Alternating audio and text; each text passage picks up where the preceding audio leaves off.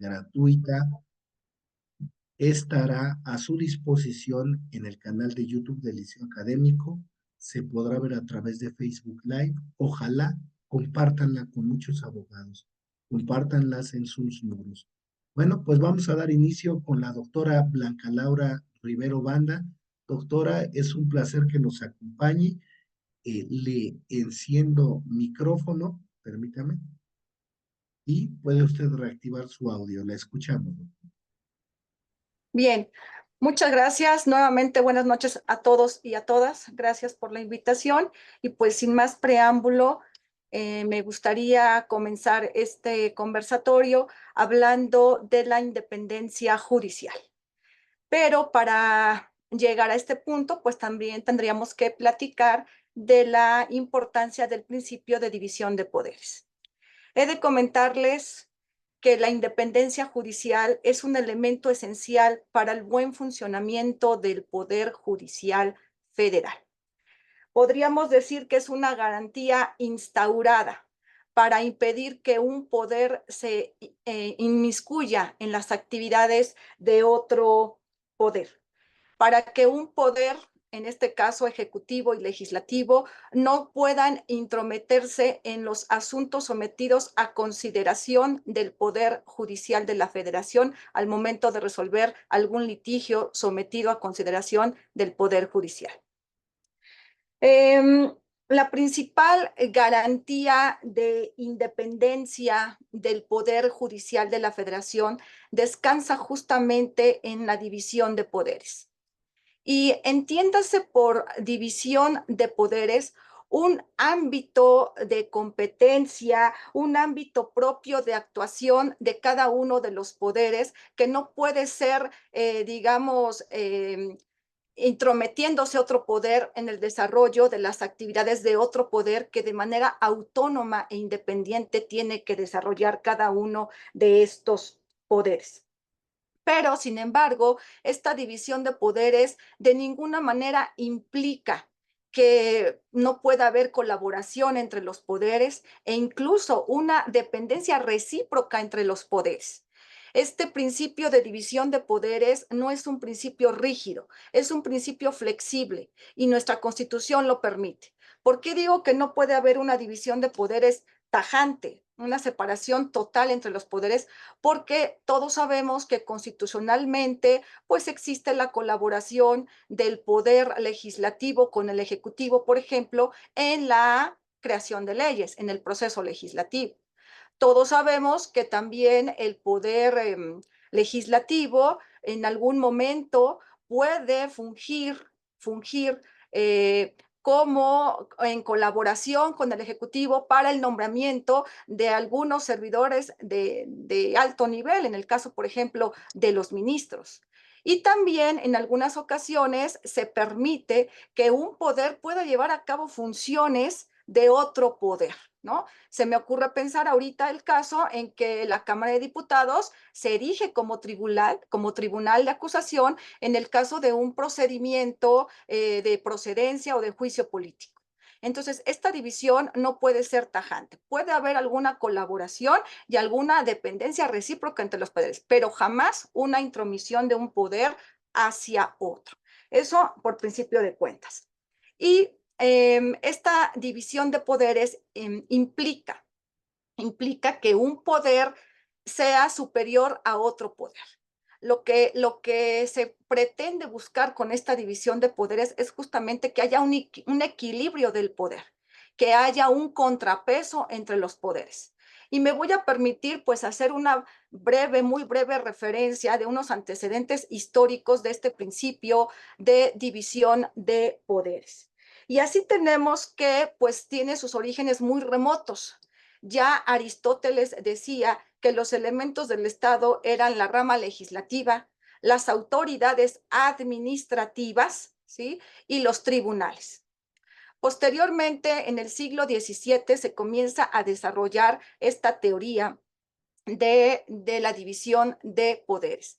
En la Edad Media nada se dijo o nada se desarrolló en torno a este principio. Sin embargo, en la Edad Moderna ya vemos cómo se empieza a desarrollar de manera muy vertiginosa el principio de esta división de poderes. Y comenzamos primero en el año 1690, cuando John Locke, en su obra titulada Tratado sobre el Gobierno Civil, establece, ¿no?, o propuso la creación de tres poderes: el poder legislativo, el poder ejecutivo y el poder federativo.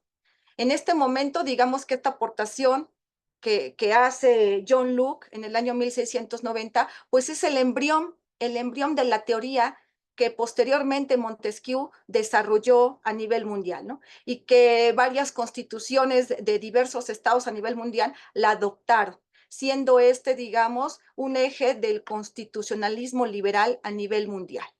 Y entonces podríamos decir que esta teoría, donde Montesquieu sí divide el poder, como lo conocemos ahora, en poder ejecutivo, legislativo y judicial, Montesquieu lo que contempló fue el hecho de que ningún poder podía estar concentrado en una sola persona o en una sola corporación.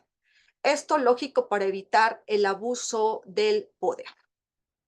Y en ese sentido, pues empieza a desarrollar su teoría y pues la política, digamos, la filosofía política de ese momento es que varias constituciones de diversos estados adopten este principio a sus constituciones. Hay una frase que es muy elocuente y que quiero compartir con todos ustedes, que refiere a Montesquieu y que dice, quiero que pongan mucha atención en ella, porque dice que todo hombre que tiene poder siente la inclinación de abusar de él. Y aquí hago un paréntesis porque todo parecido con la realidad es mera coincidencia, ¿sí? Y entonces resulta que bajo esta situación Montesquieu vio peligroso que un poder estuviera por encima de otro poder, que lo que tenía que haber era una colaboración entre los poderes y un contrapeso, que un poder fuera el contrapeso de otro poder.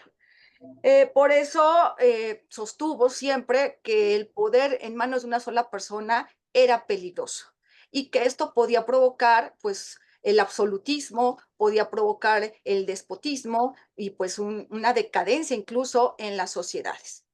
Esta teoría de Montesquieu de la división de poderes tuvo tanto éxito, digamos, a nivel mundial, que incluso la Declaración de Derechos del Hombre y del Ciudadano de 1789, en su artículo 16 establece que toda sociedad que no asegure la garantía de derechos y la división de poderes carece de constitución, para que todos veamos la importancia de que exista esta división de poderes. Y la división de poderes también es el eje rector de un Estado de derecho, ¿sí? Entonces, aquí empezamos a ver la importancia de que cada poder, ¿sí?, haga lo que lo que le compete, lo que constitucional y legalmente le está encomendado. Y en el ámbito de México, por ejemplo, el principio de división de poderes se instaura en el derecho mexicano en la Constitución de Apatzingán de 1814. Sin embargo, digamos que es a partir de que México es independiente cuando esta división de poderes ya se hace palpable en las constituciones federalistas y centralistas. En México, quien desarrolló también esta teoría de la división de poderes fue Ignacio López Rayón y José María Morelos y Pavón. Digamos que fueron los que se preocuparon por instaurar esta división de poderes en las constituciones del México independiente. Y podríamos decir que este principio de la división de poderes, pues no ha sido del todo muy constante, ¿sí?, en toda la historia del México independiente. ¿Por qué no ha sido muy constante? Porque, por ejemplo, en la Constitución de 1857, debido al caudillismo y debido también a la dictadura de Porfirio Díaz, ¿verdad? Pues entonces este principio no fue tan palpable en esta Constitución, puesto que se vio que el poder ejecutivo se consideró como un poder supremo respecto al legislativo y respecto al judicial. ¿Esto por qué? Por el cúmulo de facultades con las que se dotó al titular del Ejecutivo Federal en ese momento, del Poder Ejecutivo. El cúmulo de facultades que tenía hacía que pues este poder fuera superior a los otros dos. Entonces ahí pues no hubo un equilibrio realmente de poderes. Durante la Constitución de 1917, en esta Constitución de 1917, pues también el Poder Judicial Federal no tuvo una participación muy activa. Y aquí me he de permitir explicar el por qué en esa Constitución el Poder Judicial no tuvo una participación muy activa. Aquí la Judicatura Federal se vio, digamos, sus funciones se vieron disminuidas y esto fue por motivos que debilitaron justamente a la Judicatura Federal. Y entre ellos estaba, como primera situación que debilitó a la Judicatura, fue el que la interpretación que la Suprema Corte de Justicia de la Nación hacía respecto de normas, pues no era una interpretación muy uniforme. Entonces, esto provocaba en los justiciables que no hubiera mucha confianza en la Suprema Corte de Justicia, puesto que sus criterios, pues, no eran uniformes. Hoy interpretaba una norma de una manera y mañana la interpretaba de otra. Entonces, eso hacía un poco de desconfianza entre los justiciables. Otra situación que limitó en ese momento la participación de la Judicatura Federal fueron limitaciones formales y operativas en el juicio de amparo. ¿Cómo qué limitaciones formales y operativas en el juicio de amparo? Pues nos encontramos que había un excesivo número de causales de improcedencia en el juicio de amparo y que esto, ¿verdad? Pues provocaba que muchas personas tuvieran obstáculos para acceder a la justicia constitucional vía el juicio de amparo. Otra limitante fueron que los efectos relativos de la sentencia de amparo contra normas generales también provocaba pues que la gente se inhibiera de promover este tipo de acciones. Otra situación que debilitó en ese momento a la Judicatura Federal fue la ineficacia en el cumplimiento de las ejecutorias de amparo. La gente también tenía desconfianza porque decía, bueno, yo voy a promover un amparo, voy a tener una sentencia concesoria del amparo, pero después muy difícilmente voy a poder cumplir mi ejecutoria. Entonces, eso hacía que la gente también se frenara y no promoviera juicios de amparo. Y otra también muy común, muy importante, en ese momento estoy hablando de esta constitución ya del México independiente, otra fueron la limitación de recursos humanos y materiales asignados al Poder Judicial Federal. Y que esto pues provocó lógicamente insuficiencia para hacer frente a las demandas de justicia que cada vez el gobernado solicitaba con más frecuencia. Y pues esto trajo que también los tribunales de la federación colapsaran porque era mucho trabajo, pocos tribunales y pocos recursos materiales y humanos que tenían en los tribunales de la federación. Ahora, estas, digamos, limitantes que yo acabo de exponer y que limitaron o frenaron un poco la participación del Poder Judicial en como para darle mayor relevancia, mayor participación a este poder en relación con los otros, pues poco a poco la Suprema Corte de Justicia de la Nación y los tribunales de circuito y juzgados de distrito poco a poco vieron la manera de lograr que el Poder Judicial volviera a tener un contrapeso, ¿sí? Y fuera un verdadero equilibrio con los otros dos poderes. Y entonces esto se logró gracias a que la Suprema Corte y los tribunales federales impulsaron una serie de reformas tanto a la ley orgánica del Poder Judicial Federal como a la ley de amparo. Y estas reformas que fueron impulsadas desde la Suprema Corte, pues se basaron justamente en tratar de quitar estos obstáculos que limitaban la participación del Poder Judicial para que fuera un contrapeso con los otros dos poderes. Y así tenemos que en 1988 hay una reforma muy importante, tanto a la ley de amparo, donde pues aparecen nuevas garantías judiciales y donde también aparecen nuevos procedimientos de defensa a la Constitución, pero ahora con efectos generales.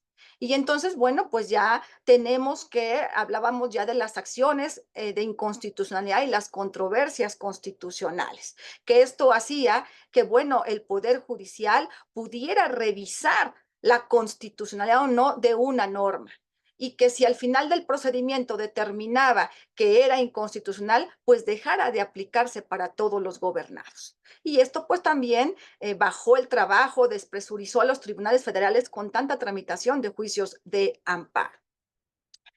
¿Qué más provocaron estas reformas impulsadas desde la Suprema Corte de Justicia de la Nación? La creación de nuevos tribunales de circuito y juzgados de distrito, lo que también provocó, ¿verdad?, que, pues lógicamente, el trabajo pudiera fluir de una mejor manera.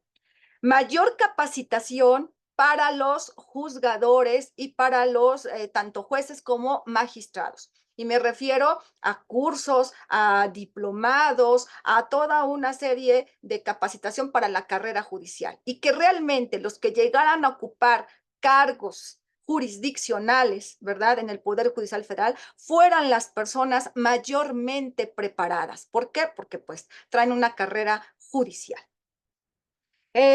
También se crearon nuevas formas de interpretación de normas. Y así también se estableció la jurisprudencia por contradicción de criterios. Esto para quitar, digamos, la mala imagen que se tenía, que no había unos criterios homogéneos en las interpretaciones que hacía la Suprema Corte de Justicia de la Nación.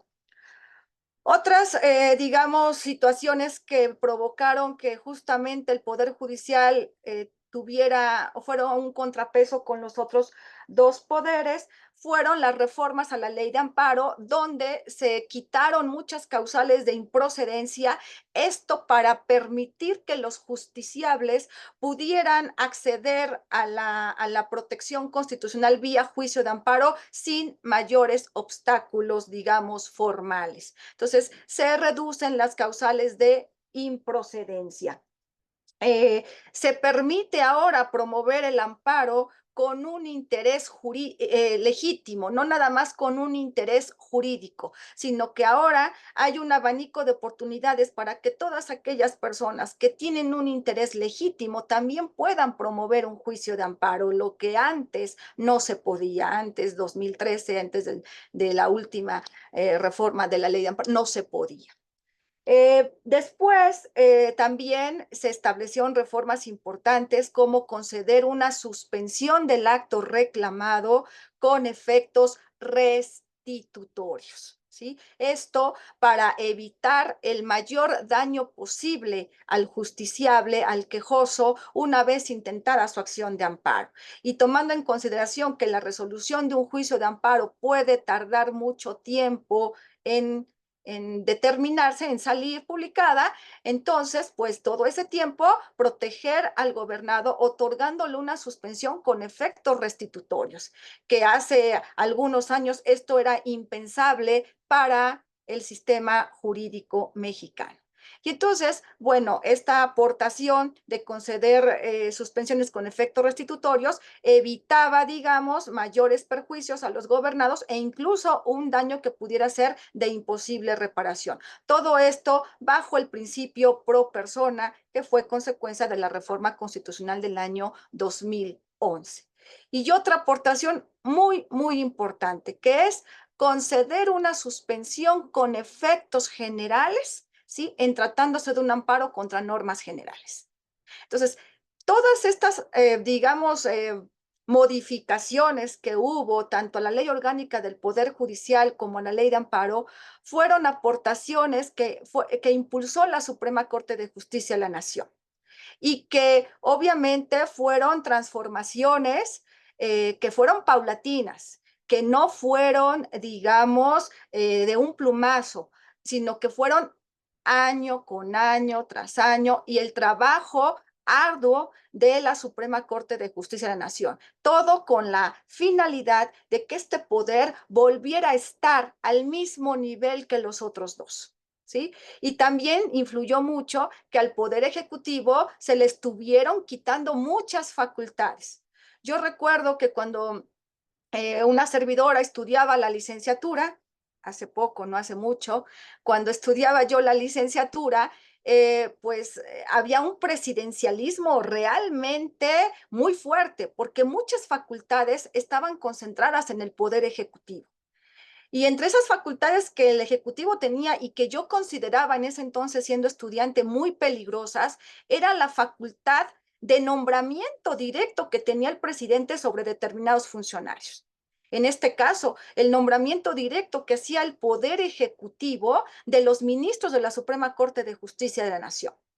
Ahora, ¿cómo se fue debilitando este sistema presidencial puro, digamos, ¿no?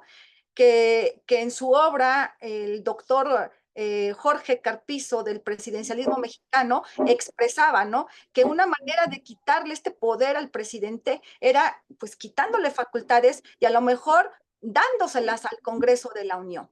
Y de ahí muchas facultades de nombramiento directo que tenía el Ejecutivo se le pasaron al Poder Legislativo. Sin embargo, pues no ha sido suficiente porque todo esto ha sido con el afán de lograr ese equilibrio entre los poderes, pero no ha sido suficiente, pero sí ha sido un trabajo arduo. Ahora, todo esto que les acabo de comentar, ¿qué es lo preocupante?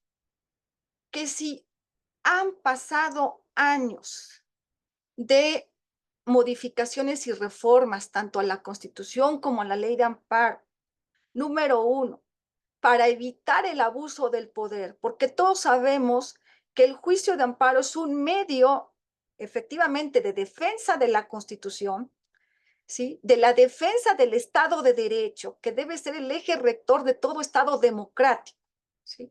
Y que, pues digamos, estas reformas y adiciones que han costado mucho trabajo y que se han visto concretizadas a lo largo de muchos años, pues ahorita en la actualidad, ¿sí? De un plumazo, a otra vez queramos quitar todo este avance y regresar al pasado, ¿sí? ¿En qué sentido? En volver a debilitar al Poder Judicial, en volver eh, invisible, ¿sí? Si se pudiera invisibilizar al Poder Judicial, ¿sí? Se haría. ¿Y esto por qué? Porque el Poder Ejecutivo actualmente quiere ser un poder superior a los otros dos. Y he de decir también que la Suprema Corte de Justicia de la Nación en jurisprudencia ha establecido 3 conductas que la Corte considera violatorias del principio de división de poderes. Y esas 3 conductas, la Corte las ha definido en la jurisprudencia, donde dice que la intromisión, ¿sí? La intromisión, la dependencia y la subordinación, ¿sí? Son las 3 conductas violatorias en grado superlativo de la división de poderes. Y explica que la intromisión implica cuando un poder, ¿sí? Se inmiscuye en la competencia o ámbito competencial de otro poder. La dependencia, cuando un poder limita a otro poder. ¿En qué lo limita? En su actuación que debe de realizar de manera autónoma e independiente, ¿sí? Y aquí en esta dependencia, un poder tiene que consultar a otro poder esperando que le dé su anuencia para la toma de sus decisiones, las cuales tendría que haber tomado de manera autónoma e independiente. Y en ese sentido, ¿verdad? Pues la dependencia es grave, la intromisión es grave, pero más grave es la subordinación, porque en la subordinación un poder se somete por completo a otro poder. Y este es el mayor grado de vulneración al principio de división de poderes. Entonces, en la actualidad, ¿qué está pasando? Que no se quiere ahorita el poder ejecutivo, ¿sí? Y de acuerdo a cómo está conformada ahorita la legislatura, la actual legislatura en el Congreso de la Unión, ¿sí? No quieren ese equilibrio de poderes, ¿sí? Lo que se pretende es nuevamente regresar al pasado. ¿En qué sentido? Que el poder ejecutivo, el titular del ejecutivo, sea el que marque las directrices a los otros dos poderes, ¿sí? ¿Con base en qué conductas? En la intromisión, ¿sí? En la dependencia y en la subordinación.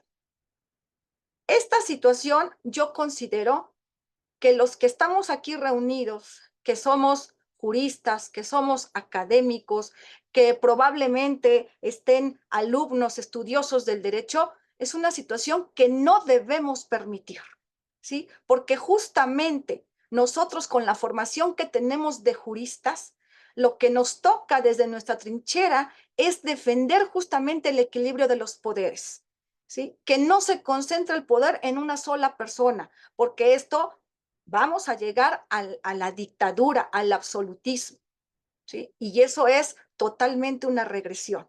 Y todo lo que se ha avanzado en materia de derechos humanos es regresar, anular todo lo que se ha avanzado en materia de derechos humanos, cuando los derechos humanos tienen que ser progresivos, jamás regresivos. Entonces, yo ahorita, conforme veo que actualmente la conformación de la Suprema Corte de Justicia de la Nación, nuestra presidenta del Poder Judicial Federal, la ministra Norma Piña, yo aplaudo su actividad, muy loable, porque ha demostrado defender la independencia del Poder Judicial. ¿Cómo? Evitando a toda costa que otro poder se intrometa en las decisiones del Poder Judicial, defendiendo a jueces y magistrados en la autonomía que tienen para resolver sus asuntos sometidos a consideración, ¿sí? Por eso es que yo considero que la ministra presidenta se ha ganado toda la confianza de los impartidores de justicia a nivel federal. Dos, el trabajo no ha sido fácil, ha evitado la intromisión, ¿sí?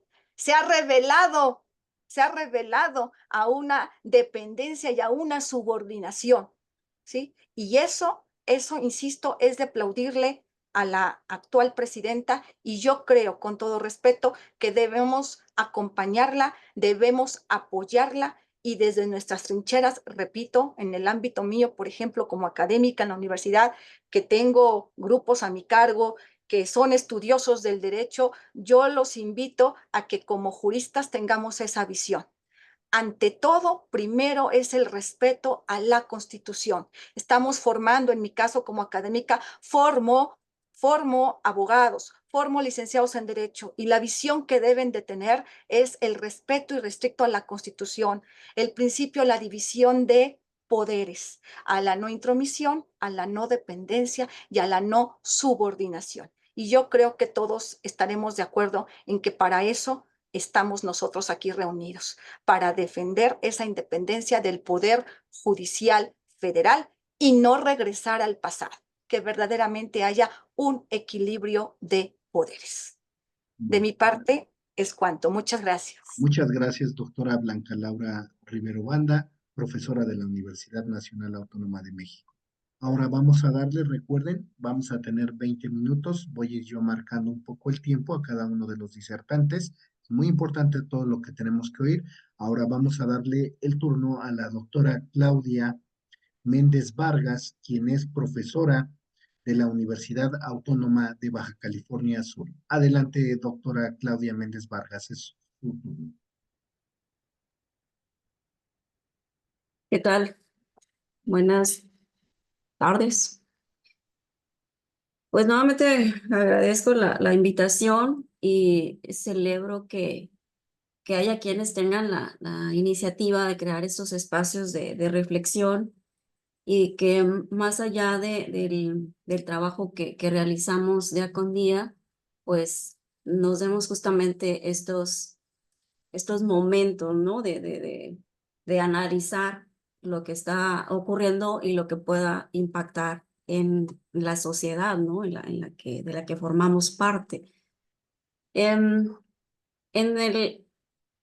el tema en el que se nos ha invitado a conversar, Administración de Justicia, quise ir un poco más allá en la historia, aparte de otras materias. Su servidora ha impartido la cátedra de Derecho Romano y quiero compartir en esta ocasión justamente cómo esta sociedad fue resolviendo, fue llevando a cabo esta tarea y evolucionando en torno a lo que es la administración de justicia, que pasó por diferentes etapas.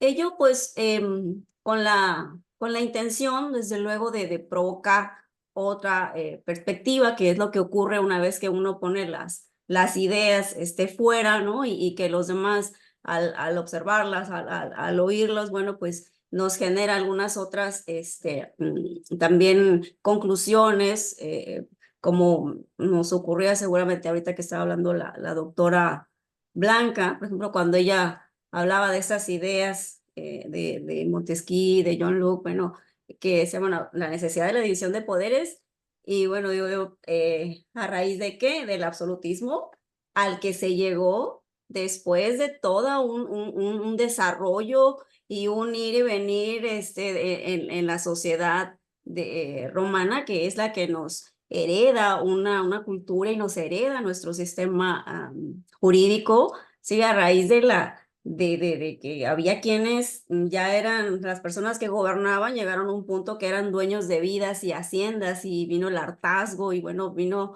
desde luego el siglo de las luces. Entonces quiero ir un poco más allá y ir comentando justamente cómo se fueron dando las diferentes etapas hasta llegar al sistema similar al que nosotros heredamos, justamente en lo que es la administración de justicia, ¿no? Entonces, tenemos que hablar de la justicia por propia mano, que pues es justamente esto de pues resolver los asuntos, ya sea ofendiendo o defendiéndonos, pero sin la intervención de ese tercero que es el Estado, y que en algún momento la sociedad se organiza y vemos la necesidad de otorgarle nuestro poder a ese tercero para que resuelva en nuestro nombre, y dejemos nosotros de hacerlo de manera directa. Entonces, ya en el derecho romano se visualizó esta parte. En tiempos de Augusto se sancionaba la justicia por propia mano. Luego viene el emperador Marco Aurelio y añade una sanción civil, ¿no? Que perdías lo reclamado si lo habías hecho con violencia. Posteriormente viene el emperador Justiniano, que sube al poder en 527, y pues también si en el caso de que alguien, si huía pues alguien, un deudor, por ejemplo, y el acreedor le arrebataba lo que tenía, esto no se sancionaba, eso era permitido. En general, hasta nuestros días, se permite la defensa, ¿no? de nuestros intereses por propia mano, pero solamente en muy contados casos, ¿no? Está reglamentado de esta manera. En los demás, pues es el Estado quien debe hacerse cargo, ¿no? de ello, y lo tenemos prohibido incluso constitucionalmente. Entonces, desde los orígenes de la sociedad romana, existieron las llamadas acciones de la ley, que es cuando estaban mezcladas la religión y el derecho. Ahí quien era el titular era el rey, ¿no? Que sabemos que no era una monarquía absoluta en el caso de esta sociedad, sino que compartía el poder con el Senado, compartía el poder con los ciudadanos que tenían esta idea muy clara de que ellos prestaban el poder a través de la lex curiata de imperio, se la prestaban al rey, y entonces creo que es un aspecto importante a destacar, ¿no? Que en un inicio, pues sí, eran monarquías vitalicias, pero que ahora sí que el rey no se mandaba solo, ¿no? Y pues duró más de 200 años este sistema, desde luego con el poder que tenían los sacerdotes, eran quienes sobre todo sabían leer y escribir, quienes tenían el control, quienes establecían el procedimiento, y bueno, ahora sí que quien iba a proceso no nada más perdía el juicio en un momento dado, sino también se entendía que perdía el alma, ¿no? A favor de los demonios. Entonces, con el tiempo se va dando la necesaria secularización del derecho en diferentes etapas, en la medida que se va democratizando justamente el sistema, que el pueblo va conociendo cómo se desarrollaban los actos, se empiezan a dar consultas jurídicas, empieza a generarse el crecimiento de ciertas figuras, van surgiendo los primeros jurisconsultos, hasta pues en la época clásica que se da, ahora sí que la época dorada del derecho, ya con la mezcla del derecho romano y la filosofía griega, que se da esta maravillosa amalgama, pues, y nos da con ello la época clásica del derecho, donde surgen Ulpiano, Paulo, Papiniano, el príncipe de los jurisconsultos. Pero regresando a las primeras acciones de la ley, que van a ser sustituidas, estas eran orales, y luego van a ser sustituidas en un gran paso que ya es a través de una fórmula, le llamaban ellos, y marca lo que es el periodo formulario, donde una figura muy importante ya de la República, que es el pretor, había un pretor urbano que resolvía controversias, sí, entre los romanos, pero ¿qué pasaba con aquellos que no eran romanos, con los peregrinos? Entonces se crea otra figura que es el pretor peregrino, y a él se le atribuye la generación de la fórmula. Entonces ahí venían las partes y ya no fingían esta pelea como ocurría en la época monárquica, ¿no? Ya en la República, por ahí del 242 antes de Cristo, se considera que es cuando se crea esta manera, ¿no? de impartir justicia, donde va llenando la fórmula el pretor con lo que las partes, con lo que pretende uno, lo que contesta el otro, viene la contrarréplica, y todo lo va dejando el pretor listo para que un juez dicte la sentencia, porque otra cuestión es que durante muchos años se llevó a cabo la impartición de justicia en dos instancias, una ante el magistrado, que es donde se hacía la presentación, digamos, del caso, y la otra responsabilidad, ya la judicatio, la facultad de dictar la sentencia, era de un juez. Entonces, este tiempo se llama el periodo de los jueces privados, porque eran de la sociedad donde se tomaban una parte del Estado, y quien dictaba la sentencia era alguien particular. Entonces, alguien que conociera el asunto, y en algún momento dado, el asunto en concreto, pues, en algún momento dado se tomaba ya de una lista de senadores quién iba a dictar la sentencia. Entonces, que esta parte también, pues, me parece importante destacarla cuando se ha mencionado de pronto el hecho de que existan árbitros, o que exista la posibilidad, ¿no?, de que la sociedad se involucre en la impartición de justicia. Bueno, ya en el pasado ocurrió, y durante muchos años, hasta el siglo III, que poco a poco se va acercando a la forma que tenemos de impartir justicia, donde el Estado va tomando ya todo el control y es quien lleva a cabo todo el procedimiento. Pero en un principio, el mismo interesado iba e invocaba a quien iba a demandar. Sabes que en jus vocatio, ¿no? Yo te invoco, y la ley le permitía, aquella ley de las 12 tablas, que si estaba en una situación de no poder trasladarse por sí mismo, decía la ley, si era viejo o enfermo, pues podía trasladarlo el propio actor, ¿no? Entonces, en la época de la República, que insisto, es cuando se da esta parte ya por escrito, lo que es la fórmula, y que se le debe a la creatividad de alguien que tuvo que resolver el problema de cómo impartir justicia cuando no se trataba de un romano. Entonces, luego había una facultad, la facultad de imperio, que tenía el propio pretor, de que cuando había asuntos urgentes que tenía que resolver, entonces ya lo hacía por sí mismo, no se esperaba a que necesariamente fuera en dos instancias.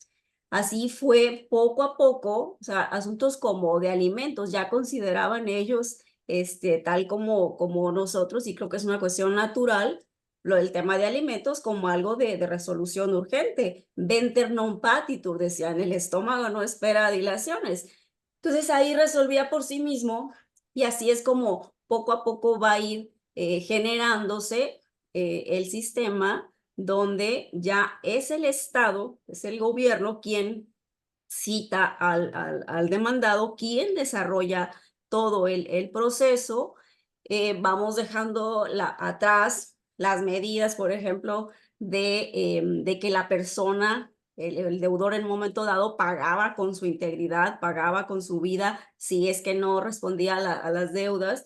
Y poco a poco pues se va dando también el hecho de que sean los bienes de las personas los que van a, digamos, a responder, ¿no? Por su responsabilidad en un momento dado. Entonces, el mismo derecho romano creo que nos enseña cómo fueron ocurriendo estos cambios, y cómo pues las sociedades tienen sus diferentes momentos, ¿no? Podemos tener una forma de impartir justicia, y podemos ver cómo funcionó, no funcionó, qué consecuencias fue teniendo. Entonces, por eso es que quise yo compartirles en esta primera parte esta forma, ¿no? El ver en este espejo hacia el pasado, y pues igual y no tener temor de los cambios que pueden darse, porque bueno, como sociedades vamos ahí en el ensayo y en el error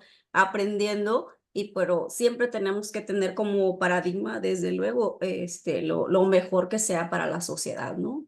Entonces yo hasta ahí lo dejaría. Gracias, doctora Claudia Méndez Vargas. Ahora vamos a cederle el uso de la voz al doctor Leonardo Fragoso, quien es profesor de la Universidad Nacional Autónoma de México. Adelante, doctor Leonardo Fragoso. ¿Qué tal? Buenas noches nuevamente a todos los que acudieron a esta convocatoria por parte del liceo. Y bueno, se ha venido haciendo una referencia histórica de los orígenes del tema que nos trae el día de la fecha, pues para el efecto de charlar acerca de un tema que es de vital importancia, que está en boga, que vemos desafortunadamente que la administración de justicia, sobre todo las instituciones encargadas de administrar justicia, se encuentran bajo el acecho de un poder que lo que se ha pretendido, o al menos esas son las señales, de que debe de predominar sobre otro.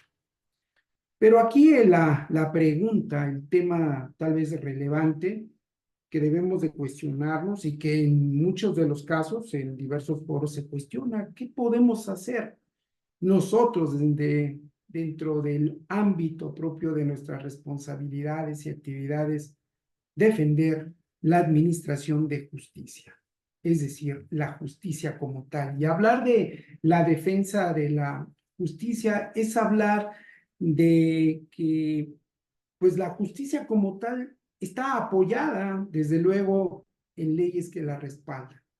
¿Y qué tipo de leyes? ¿Y quiénes son los que van a velar por la aplicación de la ley? Eso es lo fundamental hoy en día, que estamos viendo este acecho hacia una institución, hacia un poder del Estado, que es fundamental para el buen funcionamiento, la armonía, la colaboración, como de manera excelsa lo señaló la maestra Blanca, la doctora Blanca, y que la maestra Claudia también se ha hecho eco en ello.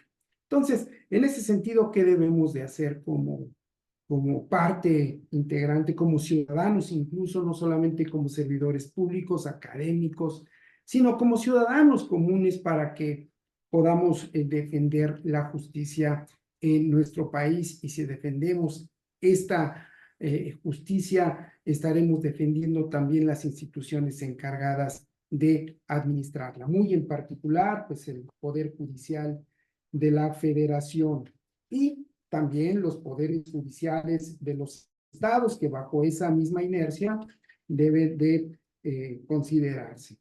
Tenemos efectivamente, como lo establece el artículo 49 de nuestra Constitución, un principio de división de poderes, el cual enmarca este principio, señalando que el Estado el Poder Supremo de la Federación o del Estado, debe de contar para su ejercicio en un poder legislativo, en un poder ejecutivo y en un poder judicial, bajo, desde luego, las excepciones que establece la ley, que lo mismo establece el artículo 29 de la Constitución y el artículo 131. ¿Pero qué implica ello? Pues desde luego la aplicación de ese derecho humano que tenemos como ciudadanos, pues evidentemente el acceso a la justicia. El acceso a la justicia implica validar ese derecho humano bajo estos principios que se retoman en nuestro artículo 1 constitucional. Porque existen diversas interpretaciones de aplicación de nuestra propia Constitución, pero también obligaciones precisamente en materia de derechos humanos. Esto con el fin de que, bueno, pues el Estado, parte del Estado, y de esto estamos hablando, de la colaboración que deba de existir entre los poderes de la Unión, es de que pues no debemos de apartarnos de esos principios rectores de la universalidad, la interdependencia, la indivisibilidad y la progresividad, en el que desde luego el Estado tiene la obligación de promover, respetar, garantizar los derechos humanos de conformidad con lo que establece la Constitución.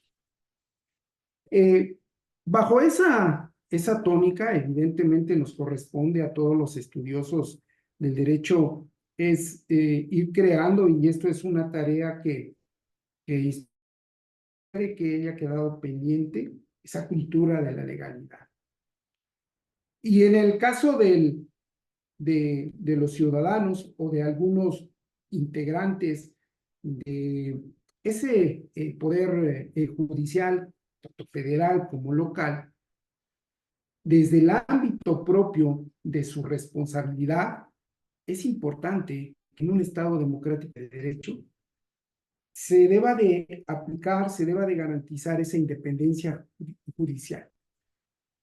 Porque este es un principio fundamental. Fundamental porque garantiza que el Poder Judicial en cualquiera de estos ámbitos funcione de manera autónoma e imparcial. Y si esto se expande, cada una de las decisiones a cada uno de las etapas, tal vez de un procedimiento, de la aplicación estricta de una legislación, pues evidentemente vamos al menos acceder a la justicia. ¿Por qué? Porque desde mi punto muy particular de vista, la independencia judicial implica estar exento de influencias externas que puedan sesgar las decisiones. Y en el caso muy particular, los jueces, los magistrados, pues tienen esa tarea precisamente de fortalecer, de acuerdo a los razonamientos que se plasman en cada una de ellas, fortalecer ese poder judicial que hoy en día se encuentra acechado. Y que, mediante la aplicación estricta de la ley bajo los principios de legalidad, los principios de buena fe y evidentemente este principio de independencia judicial, pues va a permitir que la sociedad vea un espectro diferente, que no existan dudas sobre la transparencia con la cual los juzgadores federales o del fuero común actúan. Implica desde luego hablar de independencia judicial, que los jueces pues deben de tomar sus decisiones basadas únicamente en la ley y en la interpretación de esta. Desde luego sin que, repito, se vean influenciados por presiones de índole política, económicas y sociales. Esto es difícil, desde luego, los que han accedido a un cargo de decisión, sobre todo en la judicatura, es altamente complicado. Es importante entender que el sistema judicial está diseñado para ser independiente de los otros poderes del Estado. Así lo establece ese principio de división de poderes. Esto significa, desde luego, que bueno, los jueces deben de tener la plena libertad de interpretar la ley y aplicar, desde luego, de manera objetiva, sin interferencias externas que puedan comprometer su imparcialidad. El Código de Ética del Poder Judicial Federal prevé precisamente este principio de autonomía, este principio de independencia. Sostiene que este principio debe de sustentarse también en ese principio de imparcialidad, de objetividad, profesionalismo y excelencia, lo cual, desde luego, representa ese pilar que guía el comportamiento y sobre todo la actuación de los jueces en el ejercicio de sus funciones. Este código, bueno, pues lo podemos verificar, establece lineamientos éticos y profesionales que deben regir, desde luego, la conducta de los integrantes del Poder Judicial Federal, pero muy en particular de los jueces. Esto, desde luego, va a asegurar, como he mencionado, y aun cuando se escuche repetitivo, pero pongo mucho énfasis en la independencia, en esa imparcialidad, en esa objetividad y sobre todo en la integridad de la impartición de la justicia. Este principio de independencia judicial dentro de un contexto de este código de ética se fundamenta desde luego en diversos pilares que he venido sosteniendo, he venido señalando ya en diversos momentos, que los jueces deben de actuar con total independencia y objetividad en el desempeño de sus funciones. Esto implica autonomía e imparcialidad. Las decisiones judiciales deben de basarse únicamente en la ley y en la interpretación de la ley. No debe de haber favoritismos de ninguna de la ciudadanía y fortalecerá, aún en contra de los embates de algún otro poder, al poder correspondiente. Es evidente que los jueces deben de abstenerse de participar en actividades políticas o partidistas que puedan comprometer su imparcialidad o la percepción de imparcialidad. Y hoy en día, bueno, tenemos por ahí tal vez un exintegrante del Poder Judicial Federal de las más pues altas responsabilidades en su momento, bueno, que simpatiza tal vez con alguna ideología, pero que por las decisiones una vez que se pudieron o se establecen, pues crea en el ánimo de la sociedad que tal vez sus decisiones en su momento no estuvieron sustentadas en ese principio de imparcialidad. Es por ello que es importante que el integrante del Poder Judicial evite manifestarse públicamente de opiniones políticas o tomar acciones que puedan generar conflictos de interés, desde luego con su función judicial. Y aún después de ya tal vez no tener un cargo dentro de alguno de los poderes, tanto federal como estatal, hay que ser un tanto cuanto prudente, porque bueno, la sociedad así lo percibe. Los jueces deben respetar y preservar la independencia del Poder Judicial como institución fundamental del Estado de Derecho. Esto implica, desde luego, no someterse a influencias indebidas de otros poderes del Estado, como lo es el legislativo y el ejecutivo. Es decir, dejar que en el ámbito de sus particulares responsabilidades, aún los subalternos jerárquicamente o los distintos jerárquicamente, pues actúen en consecuencia con esa libertad. La transparencia, desde luego, y la rendición de cuentas. Aunque bueno, los jueces deben de gozar de esa independencia judicial para el efecto de que sus acciones se traduzcan en buena imagen para fortalecer ese poder judicial y poder tener la autoridad moral para defenderlo ante los embates tal vez de algún otro poder, pues evidentemente deben estar sujetos a mecanismos de rendición de cuentas y control interno que garanticen desde luego la transparencia y la legalidad en su actuar. Esto incluye, lo hemos visto, pues la obligación de actuar con ética y profesionalismo en todo momento, desde luego.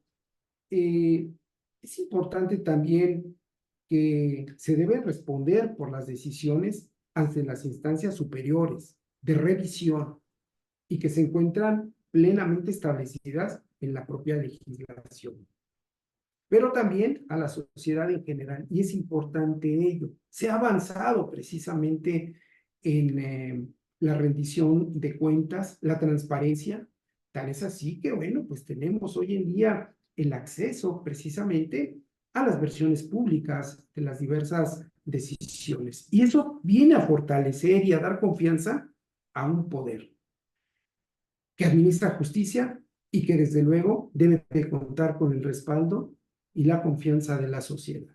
Si eso se hace, desde luego que estaremos hablando de que ese poder judicial está fortalecido. Y por mucho que existan embates en su contra, bueno, pues sus acciones son las que responden precisamente por ello. Es así que este principio de independencia judicial resulta, pues desde luego, ser un principio fundamental.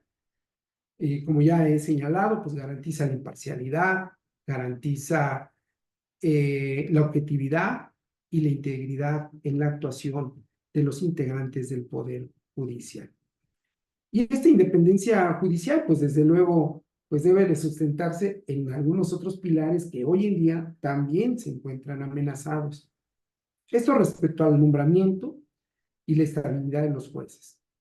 Pues debe de haber un nombramiento sustentado precisamente en la capacidad, en la experiencia, y esto debe de realizarse mediante un trámite transparente, basándose, desde luego, en criterios de mérito y, como he señalado, de capacidad, no de afiliaciones políticas o influencias externas. Además, ya una vez en el cargo, pues deben de gozar de cierta estabilidad. Esto para evitar las presiones externas, aguantar la presión externa que desde luego existe en la realidad. Debe de haber autonomía presupuestaria de este poder judicial y no asfixiarlo precisamente mediante decisiones unilaterales de otro poder. Debe de haber inamovilidad, e irretroactividad, desde luego, no pueden ser removidos los jueces de manera arbitraria. Desde luego existen ahí en la misma ley las causales por las cuales un juez puede ser separado precisamente de su encargo. Las decisiones, como he señalado, pues deben ser irretroactivas, es decir, no pueden modificarse retroactivamente por presiones externas una vez emitidas. Esto es un principio fundamental que va a venir en el ámbito de la propia responsabilidad de los jueces, del Poder Judicial, para el fortalecimiento del mismo en cuanto a su imagen ante la sociedad y, desde luego, crear la certeza correspondiente para responder de una forma más efectiva ante una sociedad cada vez más demandante de justicia. Y obviamente, pues la fiscalización y la rendición de cuentas. Aunque el Poder Judicial tenga formalmente cierta independencia, para este principio de división de poderes, también no está exento de rendir las cuentas a la sociedad, sujeto a los mecanismos de fiscalización. Solo así se podrá, en el ámbito de la responsabilidad de los integrantes del Poder Judicial, tener, bueno, desde luego la autoridad moral para salir a defender y que la misma sociedad reconozca el actuar de los jueces, magistrados, ministros del Poder Judicial Federal. Nuestra Corte, desde luego que sufre cambios. En noviembre de este año, un nuevo integrante se va a pasar a formar parte de este pleno. Desde luego tendrá que retirarse uno de ellos. Y es importante que se sienten las bases precisamente de un poder autónomo, de un poder independiente, y con ello, con esas propias acciones, además de que la misma sociedad confíe en las decisiones del Poder Judicial Federal, pues bueno, eso será una buena forma de defender precisamente la justicia, la administración de justicia. A últimas fechas, ustedes lo saben, ha habido algunas reformas a la ley de amparo. Desde luego, esta reforma a la ley de amparo pues no está acorde a ese principio de progresividad de los derechos humanos.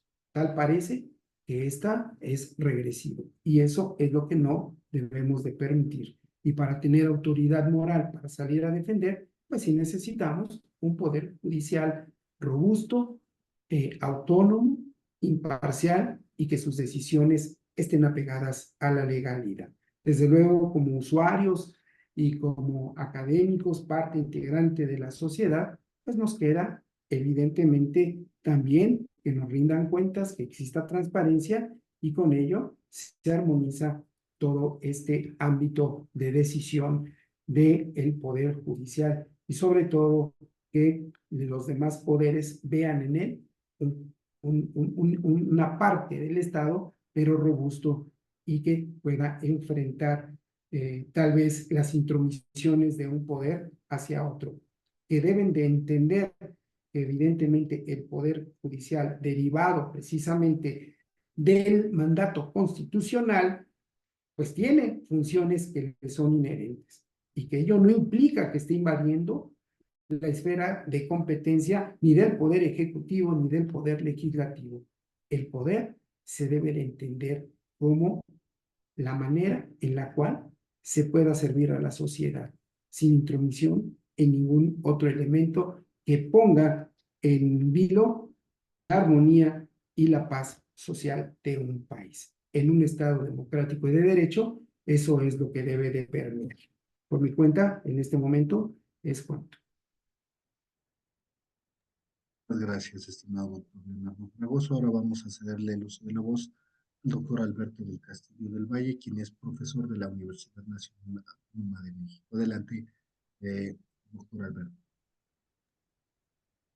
Muchas gracias. Buenas noches a todos. Gracias por la compañía de doña Blanca Laura Rivero Banda, de doña Claudia Méndez Vargas, de don Leonardo Fragoso Cruz.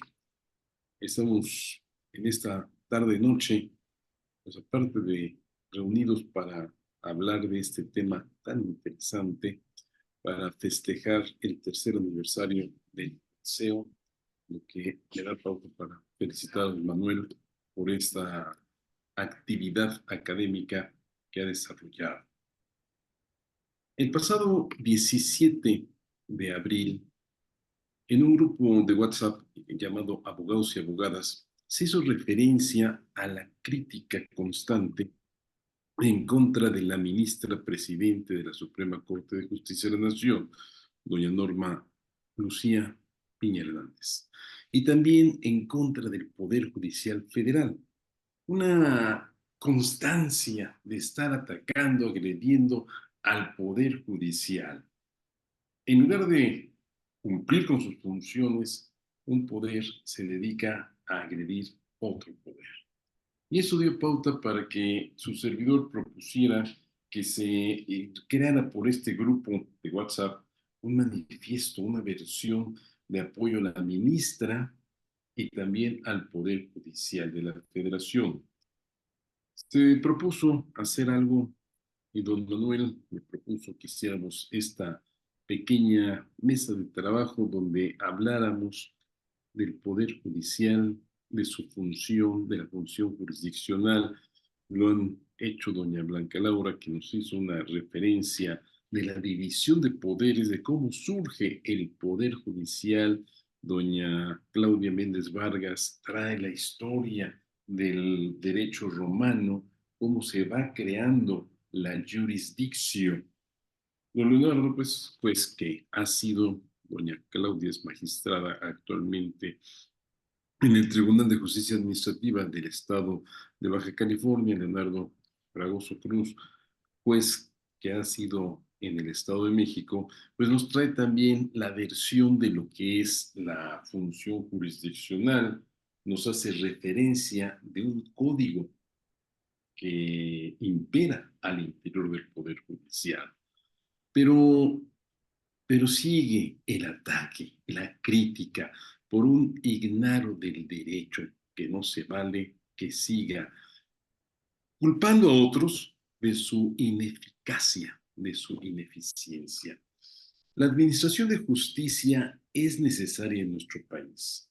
Primeramente, está prohibida la venganza privada. Qué bueno, porque si no el más bruto ganaría todos los asuntos. Se crean los tribunales, órganos jurisdiccionales que están encabezados por juristas, por gente que ha estado en la universidad, que ha estudiado. Hay excepciones, las conocemos, algunas de ellas, muy tristes, por cierto, un dedazo para de ocupar un cargo público. Ahí están las consecuencias de sus actuaciones. Pero en términos generales, los jueces, los secretarios, los magistrados, desde luego, los actuarios, muchos jóvenes que están actuando, que están participando en el Poder Judicial de la Federación, en el Poder Judicial local, en los órganos jurisdiccionales, para que doña Claudia no me vea así como te voy a ver como diciendo, ¿yo qué? El Tribunal Administrativo también tiene su corazoncito. Bueno, están integrados por estos sujetos, los que han estudiado derecho. Es inaudito que un ignorante del derecho, que una persona que en su momento reprobó no sé cuántas materias de su carrera, que no sabe de derecho, se entrometa y critique las sentencias del Poder Judicial Federal. Yo sí las critico, pero yo sí estudié derecho. Yo sí las critico, soy profesor universitario y estudio, pero alguien que no tiene esa conciencia de la justicia, que solamente sabe hacer politiquería, que venga a criticar al Poder Judicial, es alguien que no tiene perdón de nosotros. El artículo 17 de la Constitución, base de este código de ética que menciona mi querido Leonardo Fragoso Cruz, dice que ante la imposibilidad de hacerse justicia por cada quien, se crean los tribunales que tienen encomendada la tarea de la jurisdicción, esa de Roma. la dicción del derecho, esa que se creó después en la división de poderes para que no fuera la justicia la de las manos del rey, sino por árbitros, pero hoy en día competentes atendiendo a su capacidad, a su experiencia, a sus estudios. El Poder Judicial de la Federación, por ejemplo, está integrado por jueces, magistrados, secretarios, actuarios, quienes para ocupar los cargos sustentan exámenes y traen varios años de estudio. Tenemos muchos casos de secretarios de tribunal que presentan el examen 1, 2 o 3 veces porque no acreditan el examen, están preparándose para ser jueces. Y entonces tenemos unos jueces que tienen años en el Poder Judicial y llega de pronto alguien que tiene un tintipuchal de problemas en lo que es su encomienda a criticar al Poder Judicial de una manera atroz.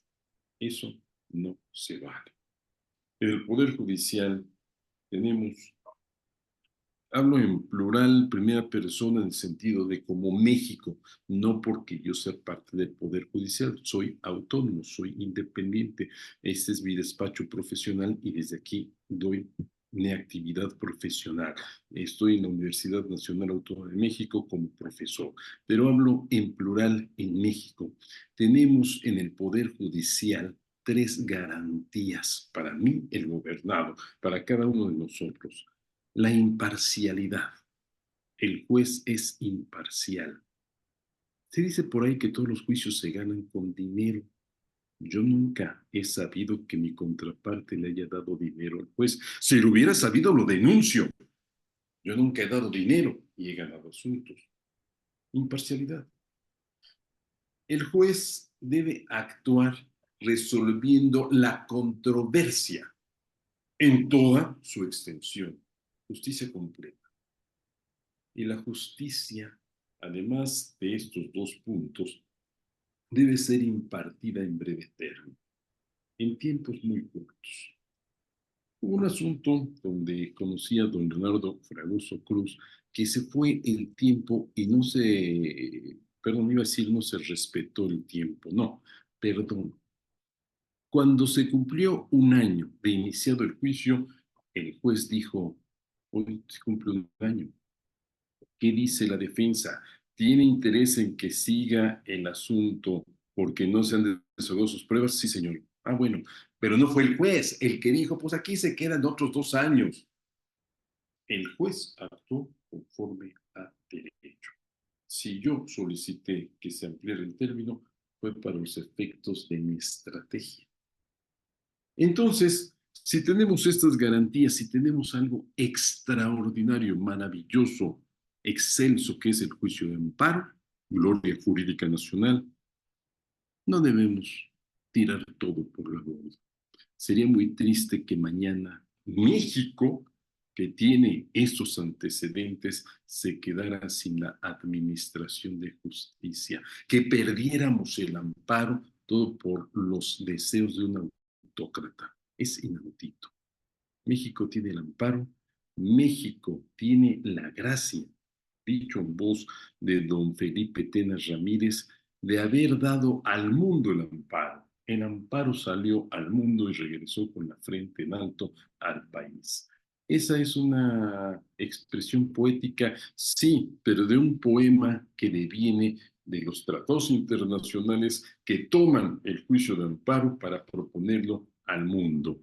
Y entonces, si nosotros somos los que hemos dado estos beneficios al mundo jurídico, somos los que debemos defender hoy el Poder Judicial. Si el día de mañana no tenemos amparo, válgase la expresión, ¿quién nos va a amparar? ¿Quién nos va a proteger si el Poder Judicial queda en manos de ineptos, de torpes, de politiquillos metidos a jueces y que no saben distinguir entre un sobreseimiento y una negativa del amparo?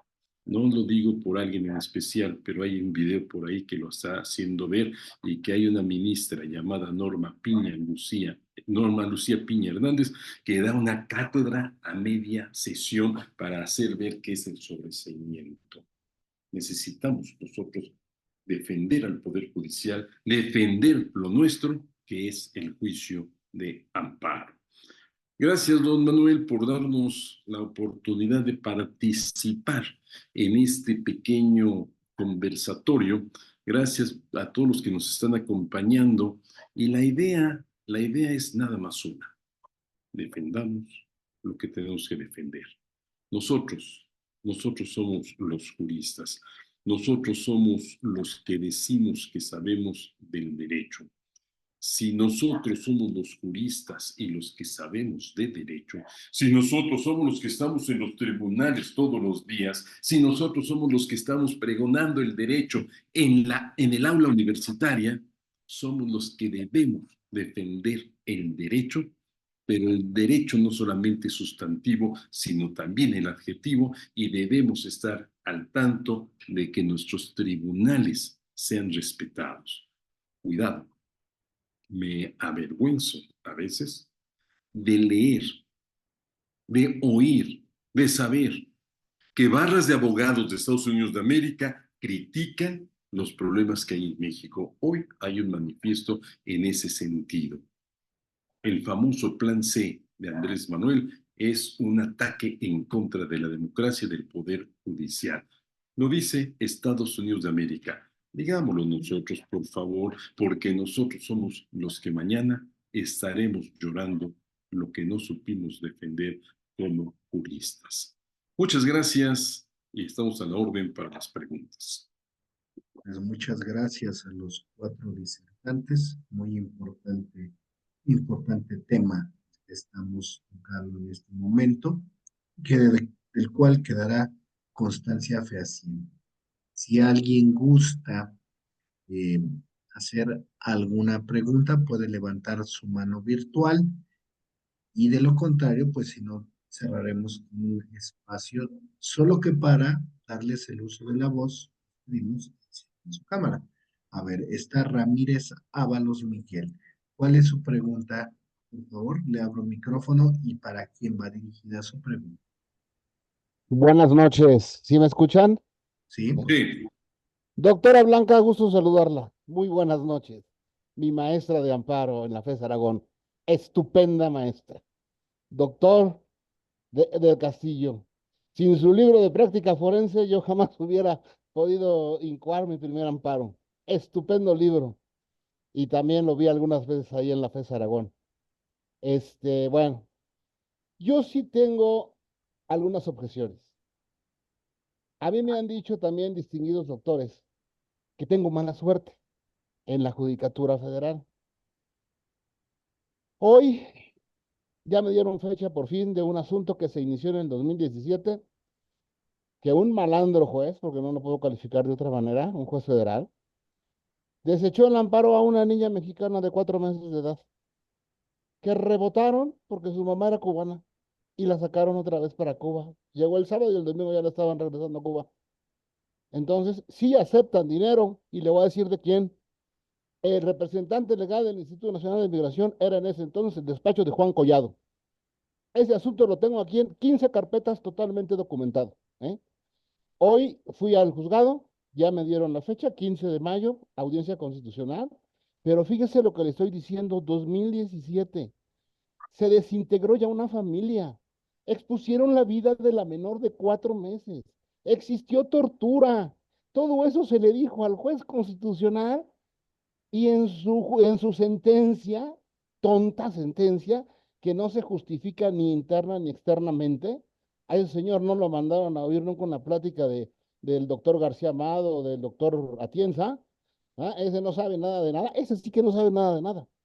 Pero no nomás él, porque además todo lo que voy a decir aquí lo tengo documentado. Me dijeron ya por ahí que al tal Trump Petit, que ya está sancionado. Ese avaló esa aberración del tal Santos Pérez, que además denunció el presidente.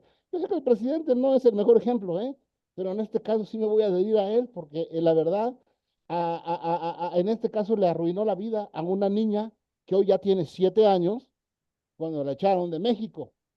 Entonces yo no tengo una buena opinión y sí me atreví, le voy a decir doctor, doctora, maestra. Yo lo voy a referir como maestra porque fue mi maestra. Yo sí le mandé a la diputada, a la presidenta de la Cámara de Diputados, ya no se va a alcanzar a ver, pero entonces la administración, porque yo soy primero licenciado en administración también de la UNAM, y ni modo echar a andar los controles de la administración científica, y le expliqué qué se debía hacer, porque leyendo al doctor Burgoa, que sé muy bien que usted admira mucho, doctor, don Alberto, el problema de la independencia y la inamovilidad ha sido un problema del México desde que es México contemporáneo, ¿no? En 1824. Ese ha sido todo un problema y lo sigue siendo. Como no se puede controlar, como ya quedó visto con este asunto que les platicó, entonces yo sí propuse algunas medidas de administración, ya propiamente de la administración científica, dictadas por Henri Fayol, que ya, digo, yo sé que no es materia de derecho, pero ¿qué creen? Que nadie que trabaje en una organización puede andar como chino libre, como pretenden los jueces. Ese es un error.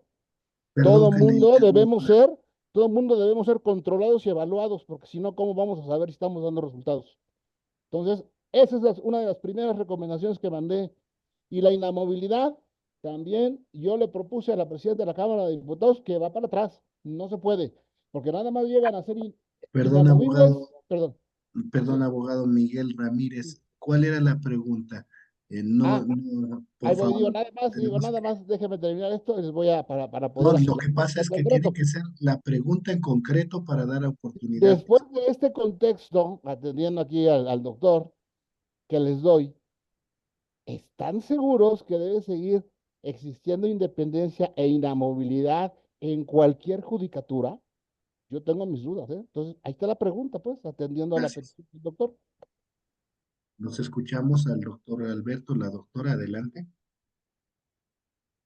Guste hacerse cargo. Sí, muchas gracias. Bien, mi estimado exalumno, gusto en saludarlo nuevamente. Y respondiendo a su pregunta, sí, entiendo su molestia. Los que somos abogados litigantes, en el caso del doctor Alberto y yo, que litigamos, que estamos en los tribunales batallando, nos hemos enfrentado también ante juzgadores como los que usted describe.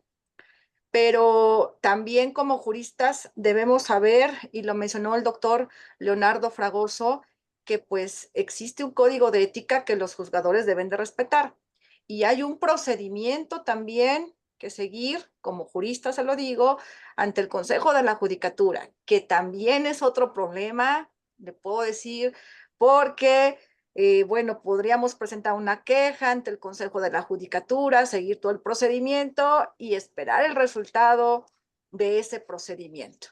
Pero yo entiendo la impotencia que usted tiene.